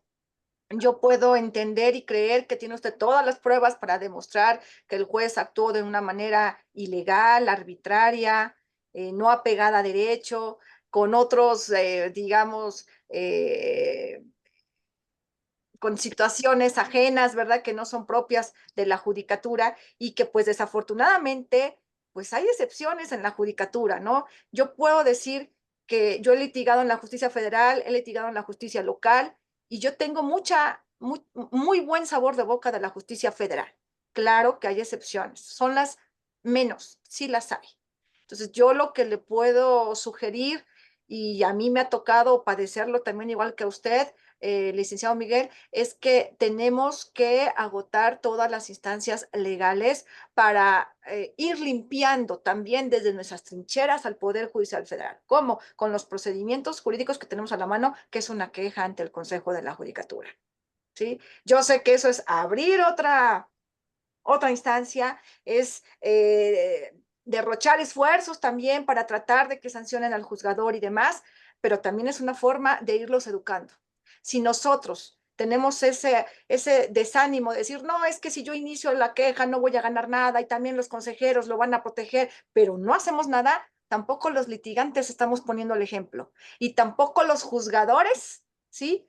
van a tener esos límites. ¿Quién debe de ponerle los límites a los juzgadores? Los abogados litigantes, que vean que tampoco somos personas inertes, ¿sí? Que tenemos los elementos, las herramientas para poder proceder en contra de ellos. Y yo le puedo asegurar que si esto lo hacemos constantemente los juzgadores, fincamos también responsabilidades a los juzgadores, yo creo que ellos también van a empezar a limitar sus actuaciones. Eso es el consejo que yo le puedo dar, maestro Miguel, y pues sí me apena, no soy parte del Poder Judicial, pero he padecido también esas injusticias en las resoluciones judiciales, pero no hago otra cosa más que la vía jurídica, como las quejas ante el Consejo de la Judicatura. Esa es mi respuesta. Muchas gracias, señor director. No, gracias a usted, doctora. Ahora, de mi parte puedo decir lo siguiente. Me sorprende oír que un funcionario público pues, haya sacado dinero para darle al juez. Posiblemente sea otra la función que hagan, pero no creo que haya pagado. Pero usted, don Miguel, dice que tiene pruebas que hacen ver que compró, bueno, que le dio dinero al juez. Me extrañaría. En fin, no puedo decir más porque doña Blanca Laura nos ha dicho puntualmente lo mismo que sostengo yo, lo que dije hace un momento. Si tiene pruebas de este tema, dice usted que las tiene, pues hay que denunciar. Entendí que ya denunció, pues hay que continuar con estos procedimientos para que se sancione al mal juzgador. Hay muchas ocasiones, muchísimas ocasiones, en que se ha dicho que el juez se vende. ¿Y cuánto cuesta el juez? Primera pregunta. Pero en segundo término, ¿y qué elementos de prueba hay en torno a esa supuesta venta del juez? Hay veces que es mi criterio el que está mal, posiblemente no planteé bien la demanda, etcétera, pero pues eso de dar a entender que el juez tiene animadversión contra una persona es difícil de comprenderlo. Yo tengo un ejemplo en mi caso personal, en donde la grabación hace ver que los magistrados resolvieron un juicio de amparo en mi contra, pero la libertad que sale por medio era la de mi cliente. Ahí los tengo denunciados. Tuve problema, ya lo dijo doña Blanca Laura, el Consejo de la Judicatura no actuó conforme a derecho, pero el asunto está en la Comisión Interamericana de Derechos Humanos. ¿Por qué? Porque no es válido que se juzgue a mi cliente por las antipatías que genero yo en los magistrados. Es cuanto. ¿Alguien más gusta hacer alguna pregunta? Pueden levantar su mano virtual. Vamos a ver, escuchamos al abogado Israel Álvarez y nos dice para que nos pregunta directa y precisa. Sí, ¿qué tal, doctor? Buenas noches y buenas noches a la distinguida ponencia que hoy nos acompaña y buenas noches a los compañeros. Mi pregunta es algo en concreto. Eh, por cuanto hace ahorita la división de poderes que se están metiendo el ejecutivo con el legislativo y con el judicial, esto puede traer repercusiones obviamente en el Estado de Derecho y en el Estado mexicano. El asunto pudiera llegar a la Corte Interamericana, es decir, a través de los amparos se pudiera llegar a la Corte Interamericana, o únicamente como es derecho interno se quedaría en la Corte, en la Suprema Corte de aquí. Perdón, ¿de cuál? ¿De algún asunto en concreto o del No, tema? no, no, es esto que está haciendo ahorita el Ejecutivo, o sea, de estarse metiendo con el Poder Judicial y con el Poder Legislativo. Si un ciudadano se interpone un amparo en contra de esas determinaciones, obviamente tiene que resolver el Poder Judicial, pero pudiera llegar a la Corte Interamericana. Sí, claro, sí se puede llegar si yo acredito, bueno, si yo expongo, falta que me admitan queja, se llama petición, pero yo le digo queja, si yo hago ver que hay una violación, una presunta violación a la Declaración Americana de los Derechos y Deberes del Hombre, a la Convención Americana sobre Derechos Humanos, y con ello doy pauta para que la comisión diga, a ver, espérame, ¿qué está pasando? Iván se llama, no, Israel. Lo de Israel. De hecho, tenemos una crisis, por llamar de alguna forma, en el sentido de que la Organización de los Estados Americanos está con los ojos puestos en México ante esta situación. Los gobiernos de otros países están poniendo los ojos en México. ¿Por qué? Porque se está viendo el peligro que se está corriendo. Lo que corresponde ahora es que nosotros también levantemos la voz y hagamos ver que existen estos ataques al Poder Judicial que, si bien es cierto, hay los problemas que menciona don Miguel en algunas ocasiones, también hay muchísimos otros asuntos donde la administración de justicia es una realidad. Si nosotros no hacemos algo, vamos a tener un problema. Me voy a meter en camisa de 11 varas, pero me lo van a permitir. Vamos a tener un problema como la Administración de Justicia Administrativa en Oaxaca, que hoy tiene como magistrados a los colegas, a los correligionarios del gobernador. ¿Qué administración de justicia puede ser esa? Si la administración de justicia tendiente a estudiar la validez de los actos de la autoridad administrativa está en manos de la propia autoridad que es la demandada, pues estamos fregados. Tenemos que hacer algo nosotros como juristas, tenemos que levantar la voz y no nada más dejar que 2 o 3 hablen. No, nosotros tenemos que hacer también nuestra tarea. Es cuanto. Correcto, don Alberto. Vamos a darle el uso de la voz a Jorge Austria Sierra. Adelante, Jorge Austria. Sí, buenas noches. Buenas noches, doctor Alberto del Castillo del Valle. Buenas noches. Para mí es un placer recordar y saludarlo desde hace muchos años.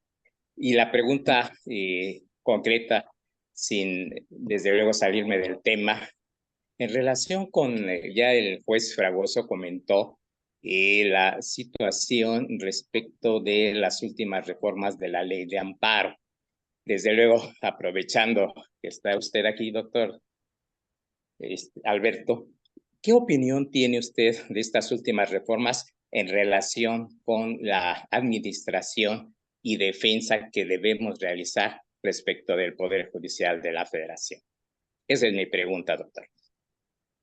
En una ocasión distinta, o sea, en alguna otra época, no hubiera criticado tanto estas reformas.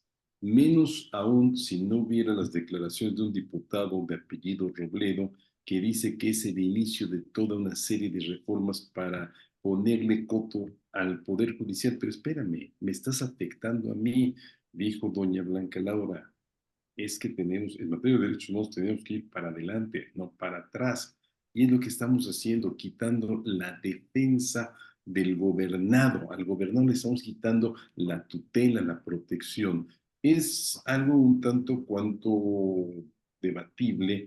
¿Por qué? Porque hay quien dice es una muy buena reforma. ¿Por qué? Porque existe el principio de la relatividad de los efectos de las sentencias de amparo. Sí, pero por el otro lado ya habíamos avanzado un poco en materia de suspensión para que hubiera efectos generales. Vamos a poner el caso concreto. Es una ley, una norma de observancia general que afecta a toda una colectividad y hay quien no tiene la posibilidad de presentar una demanda de amparo, que vaya a una defensoría pública, sí, pero no van a atenderlo y además no tienen todo el interés. ¿Qué hubiera pasado si se hubiera otorgado esa suspensión con efectos generales? La norma inconstitucional no hubiera afectado y no hubiera distinguido a las personas. En un futuro llegar a una declaratoria general de inconstitucionalidad de la norma y, por cierto, por parte de juristas, no por parte de políticos. Se enojan en el poder legislativo porque los jueces les tiran sus leyes, háganlas bien. Pues es que las hacemos como creemos. Ah, ese es el problema, como creen que es, pero no tienen conocimiento jurídico. No saben cuántos artículos tiene la Constitución y de qué se refiere cada uno. No saben qué es legislar, no saben cómo llevar adelante su función. Creen que nada más levantar la manita cuando les digan, eso no es legislar. Entonces, ante esa situación, pues hay que pretender que vayamos para adelante. La reforma al 129, la reforma al 148 vienen dando pasos para atrás, y no pequeños pasos, sino grandes pasos, y según este diputado, y viene todavía un grupo de reformas mayores, con una estulticia al decir, el muy salvaje, ese perdón por la palabra, pero me gustó, al decir, palabras más, palabras menos, que el principio de progresividad de los derechos humanos no lo hemos entendido, que hay que limitarlos, por Dios, no saben ni siquiera lo que está diciendo. Y un saludo, don Jorge, por cierto, hasta la FES Aragón. Nuevo micrófono a Ramírez Dafne, y después de ahí la dinámica será que les daremos 2 minutos a cada uno de los disertantes para que envíen un mensaje final en el chat del grupo. Ay, perdón, un segundito. Ya se compartió con ustedes un enlace de WhatsApp para que puedan ustedes justamente integrarse al liceo académico de nuestras clases. Dame un segundo, aquí algo fue que pasó. Permíteme. Vamos a nueva cuenta. Sí, Dafne, te escuchamos. Gracias, buenas noches.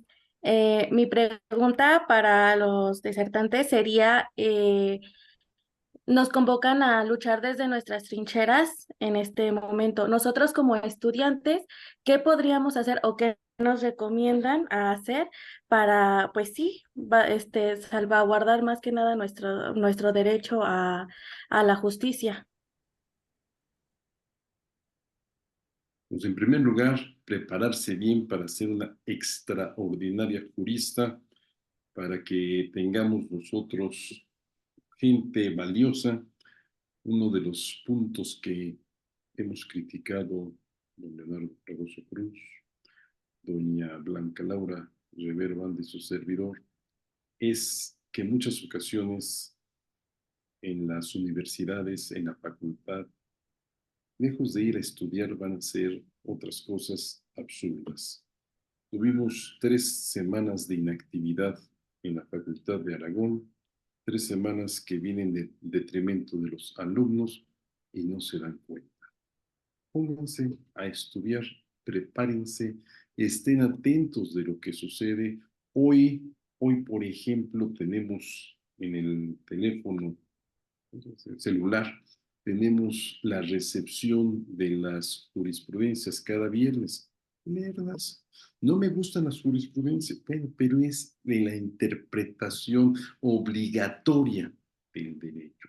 Don Leonardo y yo hemos peleado muchas veces sobre un tema. Claudia Méndez Vargas sostiene una teoría y yo sostengo otra. Doña Blanca Laura también ha entrado al debate. Sí, pero pues yo digo algo y esa es una interpretación jurídica, pero no es la obligatoria. Hay que conocer la obligatoria para que a partir de allí podamos prestar todavía mejor el servicio profesional. Y ese es el otro punto, prestar el servicio profesional, el servicio de licenciado en Derecho, de abogado, no de doctor, de maestro, eso es para otras cosas. Jurídicamente, o sea, en la práctica profesional debe serse licenciado en Derecho, prestarlo con ética, prestarlo con la certeza que lo que estamos haciendo es algo apegado al derecho y a la ética. Decía don Miguel hace un momento que hubo o hay un asunto donde se ha corrompido los jueces. Eso no hay que hacerlo,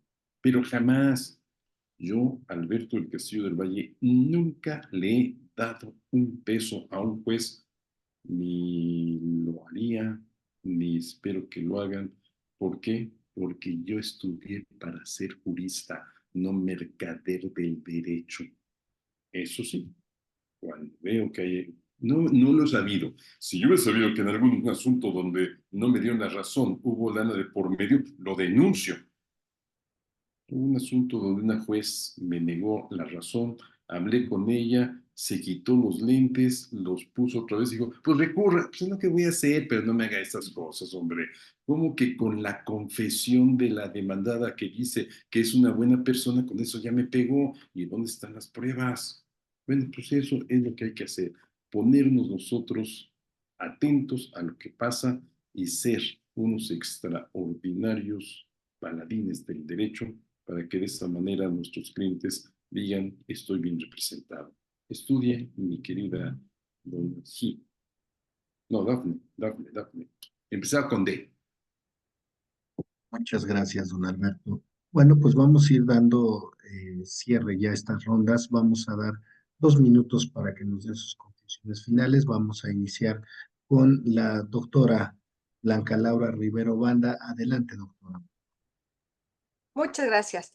Pues miren, ya para cerrar esta reunión, yo lo único que me resta decirles es que sí estoy preocupada, sí lo he externado con mis alumnos, porque así como veo que estas reformas, últimas reformas a la ley de amparo, son con toda la intención de mermar o desaparecer figuras muy importantes en la ley de amparo y que se han ido ganando, como lo mencioné, de manera paulatina, pues yo no dudo que con las reformas que están por venir y que no sabemos también cómo van a venir, pues yo lo he externado y digo, estoy preocupada porque sinceramente yo creo que hasta el juicio de amparo quieren desaparecer. Y esto va encaminado indiscutiblemente a un régimen dictatorial, ¿sí? Donde el gobernado va a quedar totalmente indefenso frente a actos de los otros poderes, sin tener la oportunidad de poder tramitar un juicio de amparo.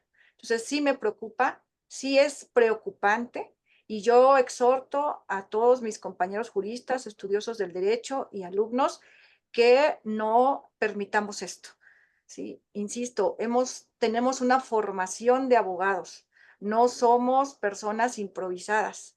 Entonces yo creo que nos toca no nada más defender esta división de poderes, sino también las instituciones que han costado vidas para llegar a tenerlas. Entonces, pues yo los invito, primeramente, si hay estudiantes de derecho, que se preparen, que de verdad se preparen y que como juristas agotemos todo lo que esté en nuestro alcance, todos los procedimientos legales que la misma Constitución nos da para evitar estas arbitrariedades. Ahorita los órganos de gobierno que están inconformes con estas reformas, pues ya están preparando las acciones de inconstitucionalidad, que es lo que jurídicamente podemos hacer, ¿sí? Y de ahí pues llegar hasta instancias externas, como lo mencionó el compañero Israel Álvarez, porque vamos a agotar todo. Eso es el trabajo de un buen jurista, no quedarse con los brazos cruzados. Muchas gracias y buenas noches a todos y ojalá esto haya sido de mucho provecho. Muchas gracias, señor director, le agradezco enormemente. Nada que agradecer, al contrario, doctora Blanca Laura Rivero Banda, un honor poderla escuchar. Voy ahora con el doctor Leonardo Fragoso, a fin de que nos dé su conclusión. Adelante, doctor. Sí, muchas gracias. Yo, de igual manera, pues me sumo a la gran preocupación porque creo que este espacio, este momento, lo que hemos coincidido los ponentes es precisamente en esa gran preocupación que tenemos respecto a lo que se ha venido ya de manera sistemática realizando en el ataque al Poder Judicial a través ahora de reformas y las que se han planteado, que por ahí un diputado, efectivamente, como lo dijo el doctor Alberto del Castillo, un diputado ya anunció que vienen otras. Efectivamente, yo les pido a los estudiantes, a los abogados, a todos los ciudadanos, de que tenemos al menos en nuestras manos, en las próximas semanas, una herramienta fundamental para tratar de parar esta situación que va a llegar el día, aunque aún cuando tengamos, ¿no?, las acciones de inconstitucionalidad, bueno, sí, la integración de la Suprema Corte esté cooptado por algunas circunstancias, por intereses, ideologías, aun cuando el rojo sea rojo, van a decir que es verde. A ese nivel se puede llegar. Y por otra parte, también por ahí, solamente haciendo una referencia a lo que nos hizo mención el maestro Miguel Ramírez Ábalos, le quiero decir que la inamovilidad de los jueces no es sinónimo de impunidad. Créame que como juzgador, lo que se busca o lo que uno quiere es, a veces ya en la función, pues no tener o no crear ningún problema en lo particular, ni tampoco para la institución. No soslayo que pudiese haber por ahí algunas conductas que no estén acordes a ese código de ética, pero en términos generales se debe de cuidar, o al menos cada juzgador debe de cuidarlo. Si no lo hace, bueno, pues tendrá sus consecuencias. Están los procedimientos, como lo señaló la doctora Blanca, para el efecto de la separación de ese juzgador. Y bueno, pues muchísimas gracias, director, doctora Blanca, doctora Albert, la doctora Claudia también, que hemos vuelto a coincidir. Muchísimas gracias, buenas noches, y les pido, hay que pensar muy bien lo que vamos a hacer como juristas. Tenemos que seguir haciendo desde el ámbito muy particular de nuestras propias responsabilidades. Muchas gracias. Muchas gracias, doctor Leonardo Fragoso. Voy a ceder el uso de la voz a la doctora Claudia Méndez Vargas, quien nos acompaña desde Baja California Sur. Adelante, doctora. Gracias. Bien, bueno, primero también quiero comentar que en lo personal he litigado hasta, bueno, ahora que asumimos la responsabilidad, que estamos impedidos para ello, pero antes de eso por 20 años, y afortunadamente nunca tuve ninguna insinuación, nada por parte de algún juzgador para que se le diera algún recurso, nada para realizar su trabajo.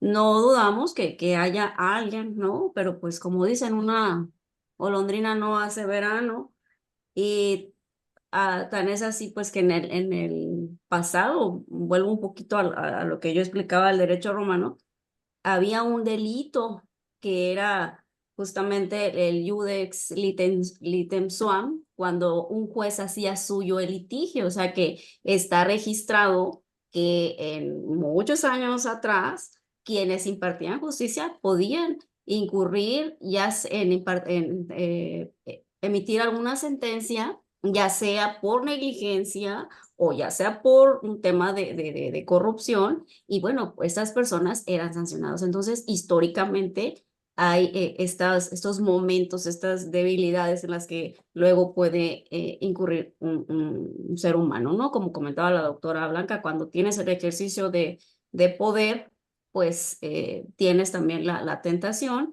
Y alguien por ahí comentaba, no, hay que llevar al poder a los mejores hombres, a las mejores mujeres, pero ya que están ahí, hay que vigilarlas como si fueran los peores. ¿Por qué? Por aquello de caer en la tentación de corromperse, ¿no? De no hacer el bien, que es la finalidad incluso de cualquier, de un estado de derecho, ¿no? El que se jacte de buscar el estado de derecho, la finalidad última es ese bien común. Y en nuestro país, creo que hemos pasado, ¿no? De un sistema autoritario antes de los años 90, y empezó un camino hacia la democracia, pero recientemente, del 94 para acá, que se hicieron ciertas reformas, que se crea el Tribunal Electoral del Poder Judicial de la Federación, que se empiezan a utilizar figuras como la acción de inconstitucionalidad, como la controversia constitucional, que aunque estaban ahí en ley, pero la situación más bien política con esas facultades metaconstitucionales de un presidente, pues no hacían posible el hecho de que se llevaran a cabo, ¿no? O sea, su concreción. Entonces, hoy en día, justamente esos guardianes de la Constitución, ya no se diga el amparo, el juicio para la protección de los derechos político-electorales del ciudadano, esos guardianes nos han permitido mantener un avance y una estabilidad en el país. Entonces creo que definitivamente hay que defenderlos y defenderlos con todo, que no haya una regresión. Y también hago la invitación, no nada más a Dafne, sino a todos los estudiantes, a lo que decía el doctor Alberto, a estar atentos, a involucrarse en la agenda pública, que luego no es muy común en los jóvenes, pero para poder conocer y amar a las instituciones, pues hay que involucrarnos y hay que estudiar. Esa sería mi participación. Gracias. Muchas gracias, doctora Claudia Méndez Vargas, desde Baja California Sur. Doctor Alberto del Castillo del Valle, lo escuchamos. Terminamos este conversatorio con la idea: tenemos la obligación de defender a la judicatura porque ella nos defenderá a nosotros. Tanto la judicatura ordinaria, al evitar la venganza privada, como la judicatura federal, que tiene como objetivo primario, y gracias a nuestro glorioso juicio de amparo, anular actos de autoridad que violen nuestras garantías, ya las que otorga la Constitución, ya las que confieren los tratados internacionales, pero en última instancia, esas garantías que resguardan nuestros derechos humanos, los fundamentales y los nacidos en sociedad. Por otro lado, debemos estar nosotros atentos de mantener una democracia. No es el tema de la plática, pero lo dejo aquí.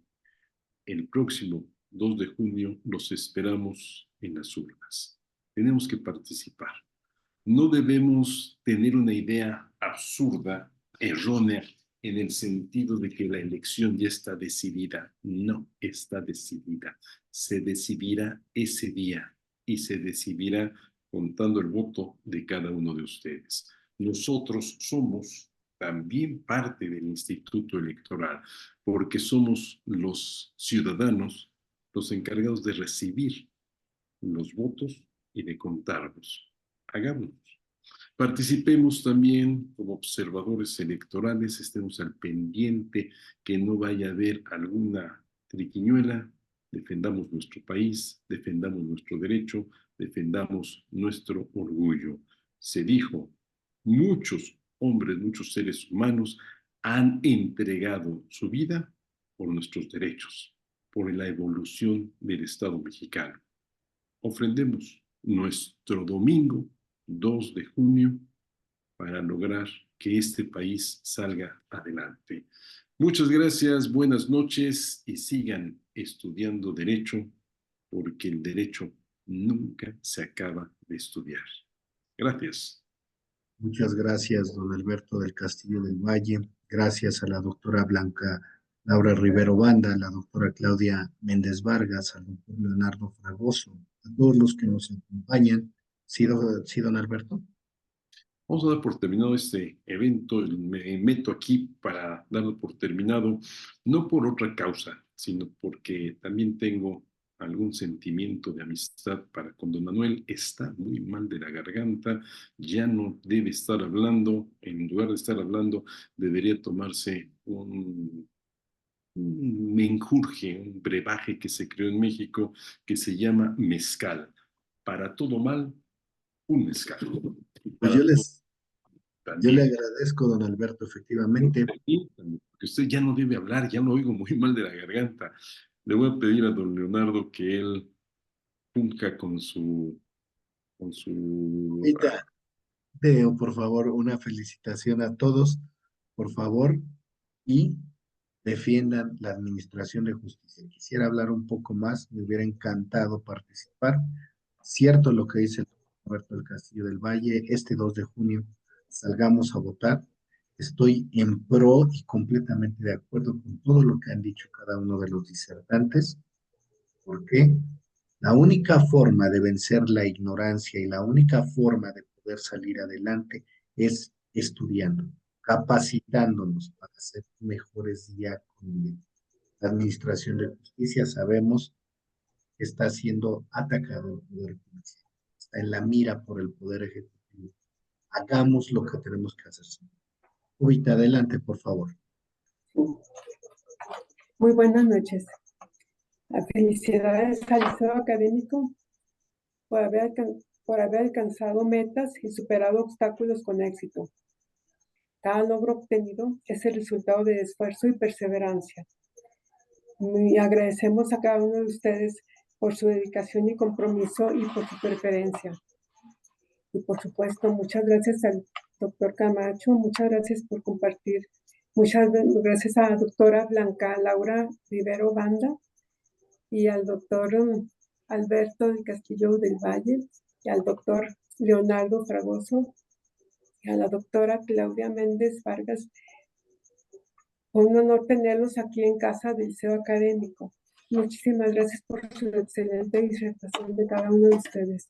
Muchas gracias a todos y muy buenas noches. Y saludos al doctor Camacho.